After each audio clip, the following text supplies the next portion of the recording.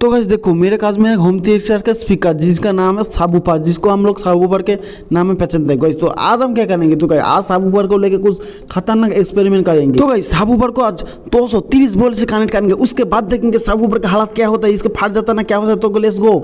तो गाइस चलो अभी 230 वोल्ट पे कनेक्ट कर दिया।